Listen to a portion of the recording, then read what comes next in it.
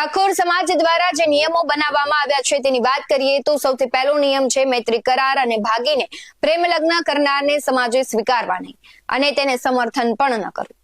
સગાઈમાં પુરુષ અને મહિલા મળી 21 વ્યક્તિએ જ જવું, તેનાથી વધારે વ્યક્તિઓ સગાઈમાં જઈ શકશે નહીં. સગાઈમાં નાળિયેર અને 1 રૂપિયો આપવાનું રહેશે. એક જોડી કપડાં લઈ જવા. વર્ષમાં 2 માસમાં જ લગ્ન કરવા. સાથે જ વૈશાખ સુદ એકમથી પૂનમ સુધી અને મહાસુદ એકમથી પૂનમ આ દરમિયાન જ લગ્ન કરવાના રહેશે.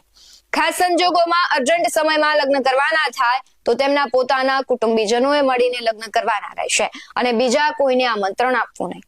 લગ્ન પ્રસંગે પત્રિકા છપાવી નહીં. સાદું કાર્ડ રાખવું હોય તો રાખી શકાશે. જાનમાં સનરૂફ ગાડી લઈ જવી નહીં અને જાનમાં 11 થી વધારે વાહનો પણ લઈ જવા પર પ્રતિબંધ રહેશે. જાનમાં મહિલા અને પુરુષો મળી વધુમાં વધુ 100 વ્યક્તિઓ જઈ શકશે. 10 વર્ષથી ઉપરની ઉંમરની વ્યક્તિ ગણાશે. જમણવારમાં 1 મીઠાઈ, દાળ ભાત, કઠોળ, લીલી